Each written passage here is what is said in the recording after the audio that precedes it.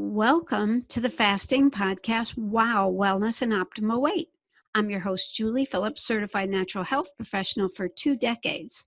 In the weekly episodes, you'll discover little known facts, insights from the wellness coach perspective, valuable tips, and amazing wellness tools and technologies. And now, on to the show, episode 39, Sea Salt and Fasting.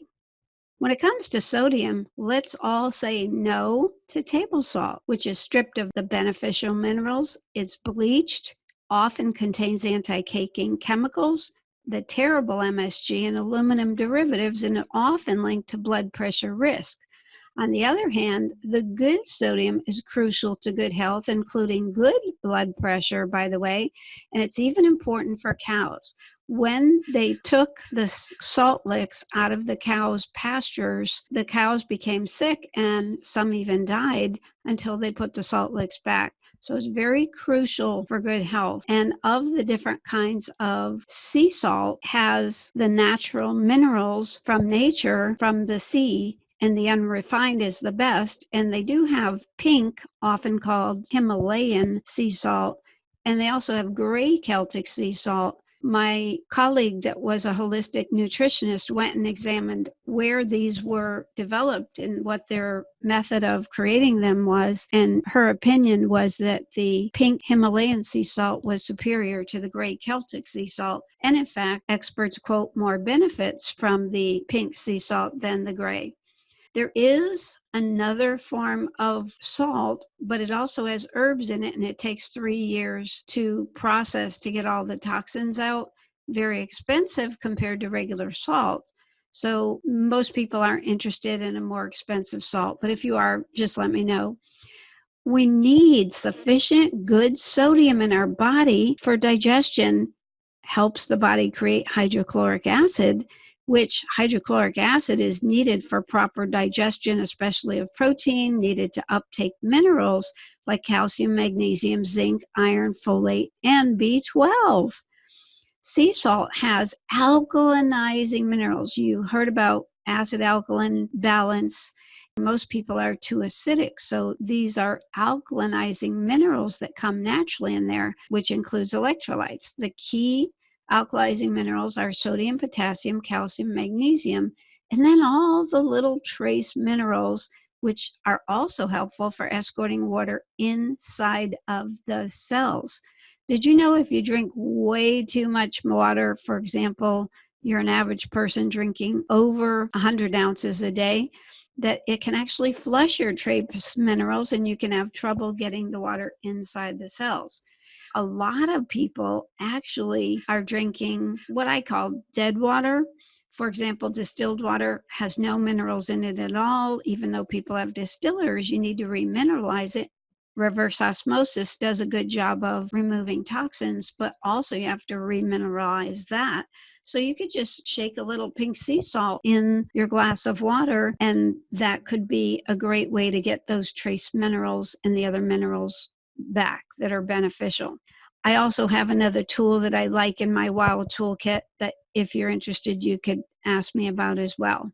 Electrolytes regulate the heartbeat. They let muscles contract properly for good movement, and extreme imbalance of the electrolytes can actually be fatal. So that's an important topic when you're fasting, because some people go crazy. And by the way, the dry fasting topic will come up in a future episode, but I'm really personally not a fan of that. But they better be watching their electrolytes and their sodium potassium pump, because every cell in the body has a sodium potassium pump. And guess what? This pink sea salt has both sodium and potassium inside of it. Isn't that cool? So the trace minerals, which are required to do many functions in the body, plus the sodium and potassium, really makes a nice combination. And by the way, I'm not going to tell you how much sodium to take per day, because I'm supposed to leave that for the nutritionists, dietitians type people. So you can Google and decide what you want to do on your own on that amount. I'm not a doctor or certified nutritionist or dietitian. Interestingly, I'm going to read you a list of, in consensus, what A lot of functional medicine doctors regularly tell us about unrefined pink Himalayan sea salts that it can help regulate the water content throughout the body, promote healthy pH balance in your cells, particularly your brain cells. It can promote blood sugar health and help reduce the signs of aging. That's cool.